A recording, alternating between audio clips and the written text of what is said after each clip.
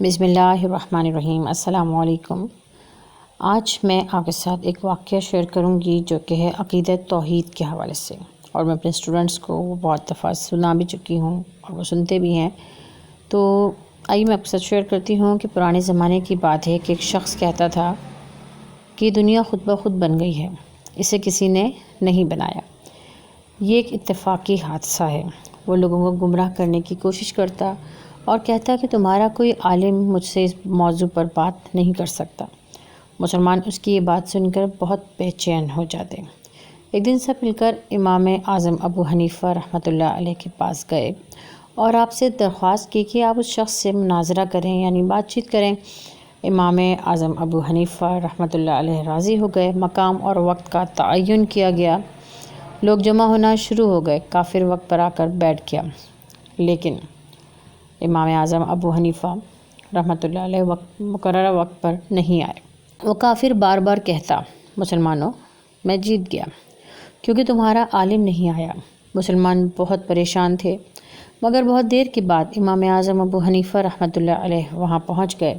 کافر بولا، کیوں جی، کہاں رہ گئے تھے جو اتنی دیر لگا دی؟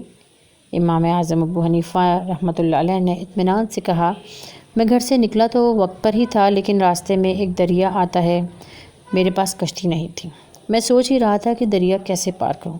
اچانک ایک درخت خود بخود ٹوٹ کر گر پڑا، خود بخود اس کی لکڑی سے تختے بننا شروع ہوئے، پھر خود بخود وہ جڑنے لگے۔ دیکھتے ہی دیکھتے وہ ایک خوبصورت کشتی بن گئی، پھر خود بخود وہ کشتی دریا میں اتر گئی اور میں اس میں آرام سے بیٹھ گیا۔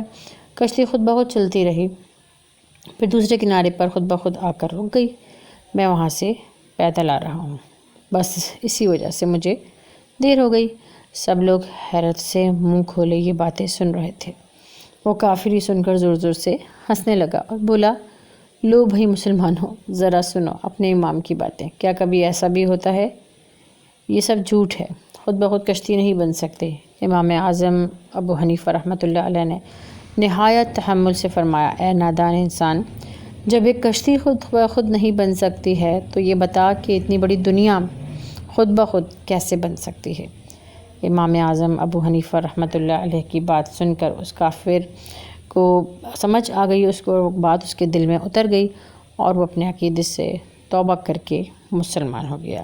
تفسیر کبیر سے یہ ماخوذ ہے۔ ٹھیک ہے، تو اس سے ہمیں کیا سمجھ میں آیا؟ اس سے ہمیں سمجھ یہ آتا ہے کہ اگر تھوڑی سی بھی انسان عقل رکھے تو یہ جان سکتا ہے کہ یہ آسمان، زمین، سورج، چاند، ستارے، انسان، حیوان، تمام مخلوق کسی نہ کسی نے ہی بنائی ہے۔ آخر کوئی تو ہے جو نظام ہستی چلا رہا ہے۔ اس عظیم الشان کائنات کا بنانے والا خدا صرف اور صرف ایک ہی ہے، کیونکہ اگر دو خدا ہوتے یا اس سے زیادہ ہوتے، جس طرح ایک بادشاہ دوسرے بادشاہ سے لڑائی ہو جاتی ہے، بالکل اسی طرح ملک تباہ ہو جاتا ہے۔ اسی طرح کائنات میں بھی اگر یہی ہوتا تو کائنات کا نظام درہم برہم ہو جاتا۔ اور اگر ہم عقیدہ توحید کی بات کریں تو عقیدہ توحید، پہلے آپ عقیدے کو ڈیفائن کریں کہ عقیدے کا مطلب ہے پختہ یقین ہونا، گرہ لگانا، اور توحید مانے اکیلا۔ اور عقیدہ توحید سے مراد اللہ تعالیٰ کی ذات کو ایک ماننا، صفات میں، عبادات میں اور توحید کے تقاضوں میں، اور یہ ذہن میں رکھنا کہ اللہ کے سوا کوئی معبود نہیں، وہ اکیلا ہے اور اس کا کوئی شریک نہیں۔ ٹھیک ہے، تو جناب یہ تھی ویڈیو، اگر پسند آئے تو لائک کر دیجیے گا، کمنٹ کے ذریعے آگاہ کر دیجیے گا، شیئر کر دیجیے گا۔ نیکسٹ ویڈیو کے ساتھ پھر حاضر ہوں گی، اس وقت تک کے لیے چاہوں گی آپ سے اجازت۔